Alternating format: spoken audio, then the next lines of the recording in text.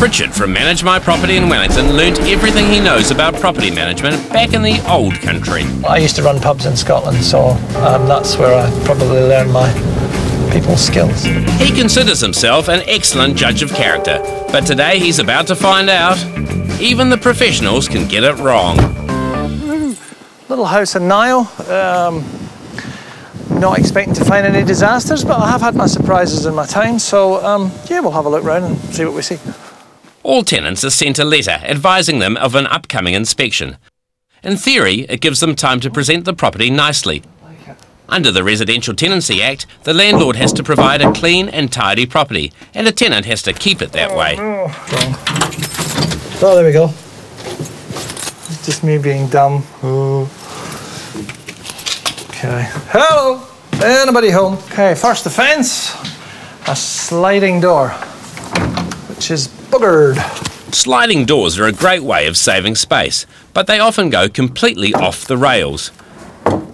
Richard's about to discover that the tenants of this house have done the same. Well, that's a good example. I mean,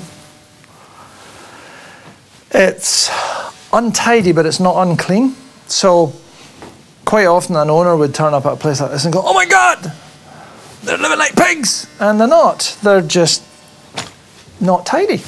It's not a problem. Richard's glass is definitely half full, but it may be developing a slow leak. In the bathroom, he finds unsliding door number 2. They obviously have trouble with sliding doors in this house. Richard gives up and leaves it for the handyman. And it's not over yet. There's more mess waiting in the bedroom. Wow. It's fascinating sometimes, eh? They just live in an untidy way. So my first reaction is I just want to start tidying up. The place isn't dirty. They've just got stuff spread around the place, which fascinates me. But that's how they operate. The tenant from hell, you would think would be, you know, the rough-looking bunch with the tattoos everywhere and the tatty old Holden. No, not necessarily. I've got some great tenants that you sort of might look twice at. The tenant from hell, in my experience, was actually a professional couple, and it was in a house in Kandala, and they were hard work. They were just awful. There's nothing wrong. They're not doing anything wrong, and I just look at it and I go, wow, I couldn't sit here and watch the telly. That's just me. I'm a tidy bugger. This inspection has taken Richard by surprise, which just goes to show that even with 10 years of experience, he doesn't always get it right. I mean, they phoned me up and said, "Oh, the sliding door, we need somebody to come." It was a big thing. And I'm thinking, oh yeah, you know, you guys are picky. That's good. I like picky tenants. Picky tenants keep the place tidy. Wrong. Wrong again, Richard.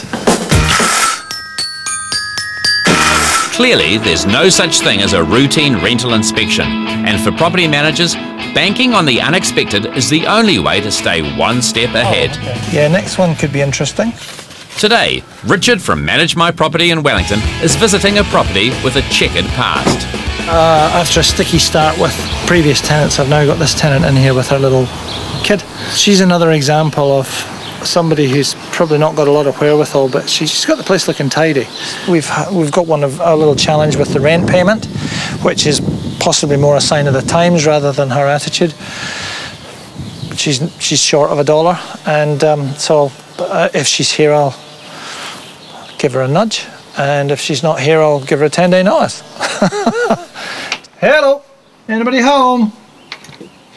Richard knocks politely and enters with caution. Hello. No, silence. Okay, I said she was tidy. Just got it warm. Anybody home? It's a chilly morning in Nainai, but the house is suspiciously toasty. Far out. She's got the oven on with the door open,